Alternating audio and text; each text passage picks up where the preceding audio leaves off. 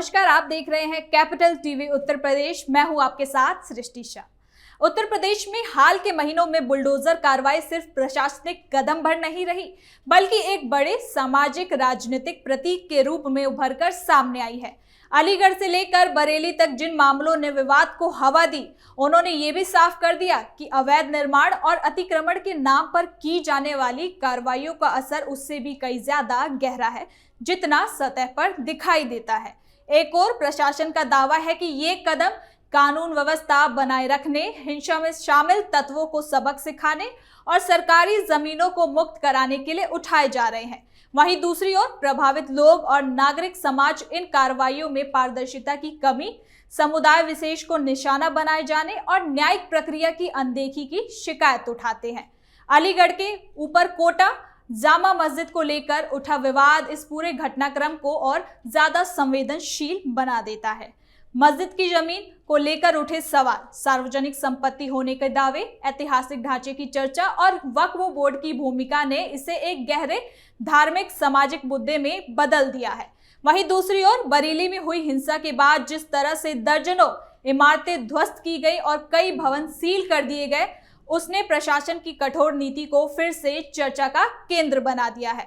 इन दोनों घटनाओं से पता चलता है कि बुलडोजर अब सिर्फ कानून के अनुपालन का उपकरण नहीं, बल्कि शासन की शक्ति, दंड और संदेह का भी प्रतीक बन चुका है। लेकिन जब सवाल धार्मिक स्थलों, समुदायों की पहचान, आम लोगों की संपत्ति और न्यायिक प्रक्रिया से जुड़ता है, तब ऐसी कार्रवाइयां सिर्फ प्रशासनिक फैसले भर नहीं रहती, वो जनसभाओं, सामाजिक सामंजस्य और राज्य में के प्रति भरोसे को भी प्रभावित करती है। ये पूरा घटनाक्रम इस बात की ओर इशारा करता है कि बुलडोजर की हर कार्रवाई सिर्फ मिट्टी ईंट नहीं गिराती, बल्कि समाज के ताने बाने को भी हिला सकती है। तो चलिए, क्या है ये पूरी खबर, जरा विस्तार से जानते हैं।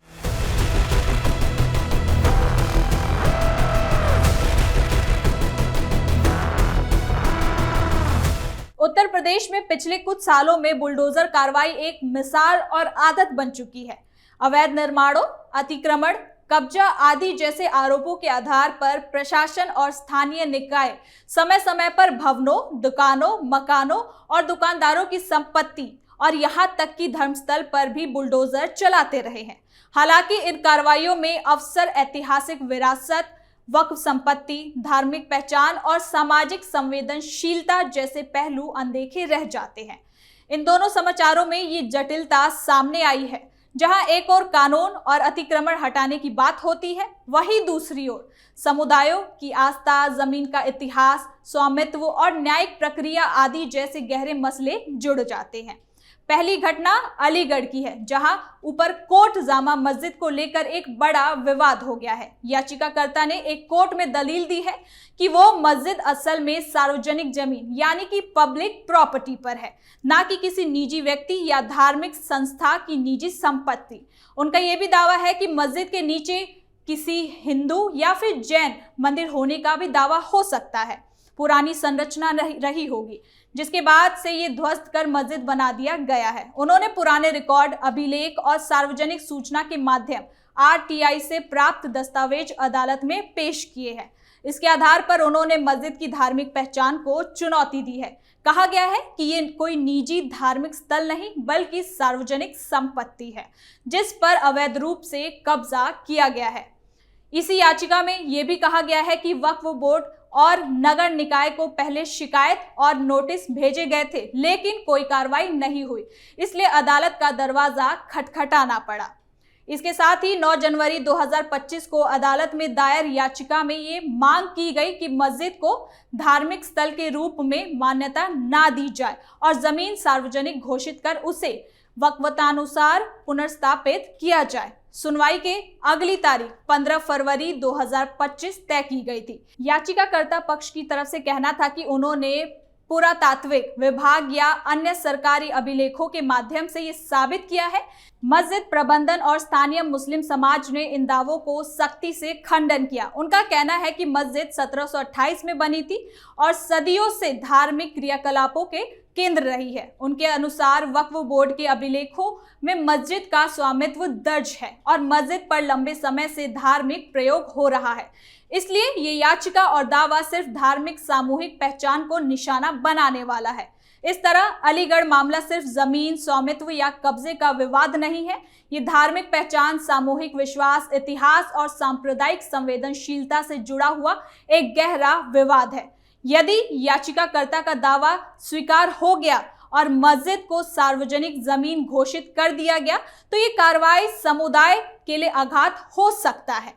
इसके विपरीत यदि इसे व्यवहारिक रूप से अतिक्रमण मानकर ध्वस्त किया गया तो एक ऐतिहासिक धार्मिक स्थल और उसकी विरासत नष्ट हो सकती है।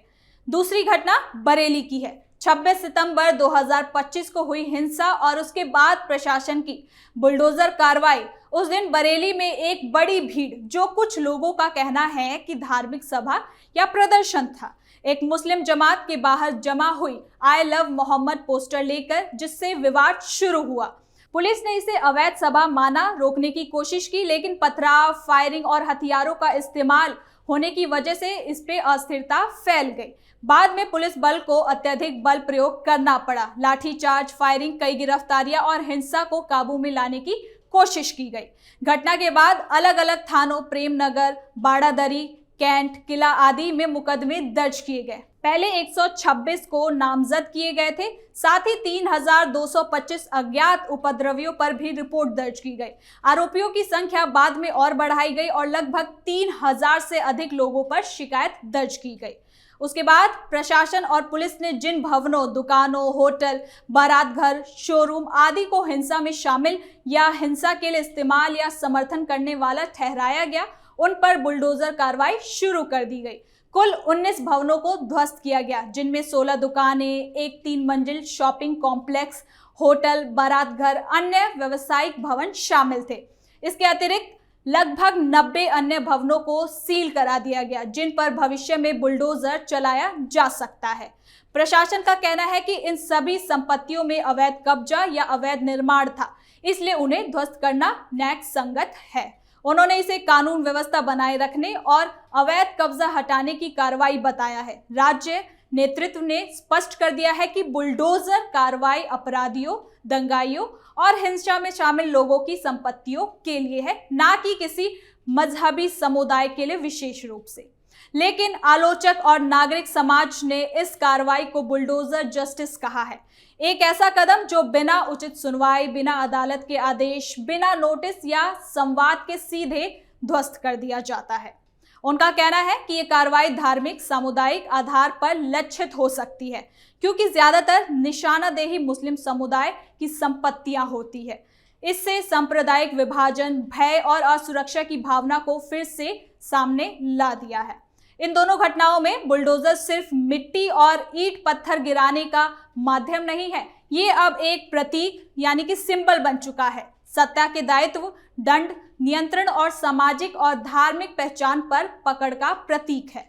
अलीगढ़ में मस्जिद विवाद ये दिखाता है कि बलपूर्वक कार्रवाई, भूमि स्वामित्व, वक्फ कानून, धार्मिक पहचान और ऐतिहासिक विरासत, ये सब किस तरह से जुड़ सकते हैं। बरेली की घटना दिखाती है कि कानून व्यवस्था के नाम पर प्रशासन बिना सुनवाई, बिना पारदर्शिता, बिना समुदायों के साथ संवाद के सीधे कार्रवाई कर सकता है और उसका असर निर्देशों और संपत्तियों पर भी हो सकता है। इस तरह बुलडोजर कार्रवाई, चाहे वो अवैध कब्जा या ध्वंस के नाम पर हो, केवल एक प्रशासनिक कदम नहीं बल्कि सामाजिक, राजनीतिक, दंड, पहचान और हमला और सामूहिक भय का साधन बन सकती है। अगर प्रशासन, न्यायालय, वक्फ बोर्ड, समुदाय और नागरिक समाज इसके पीछे निहित संवेदनशीलता, इतिहास, न्याय और सामूहिक पहचान की अहमियत को समझे, तभी इस तरह की कार्रवाइयों को नियोजित और संतुलित बनाया जा सकता है। नहीं तो बुलडोजर सिर्फ निर्माण हटा देने का औजार ना रह जाए, समुदाय, इतिहास और पहचान मिटाने की मशीन बन सकती है। इन दोनों घटनाओं के विस्तार को देखें तो ये स्पष्ट है कि उत्तर प्रदेश में बुलडोजर अब सिर्फ अवैध निर्माण हटाने का एक यंत्र नहीं रहा, बल्कि शासन की प्राथमिकताओं और प्रशासनिक दृष्टिकोण का भी प्रतीक बन चुका है।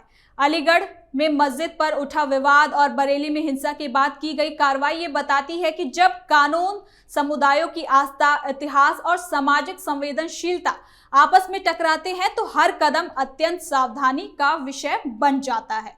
प्रशासन का दावा भले ही कानून व्यवस्था और अवैध कब्जा हटाने का हो, लेकिन प्रभावित समुदायों से असुरक्षा, पक्षपात और न्याय प्रतीक पर भी सवाल उठना स्वाभाविक है। ऐसे माहौल में सबसे जरूरी है विश्वास, पारदर्शिता और संवाद।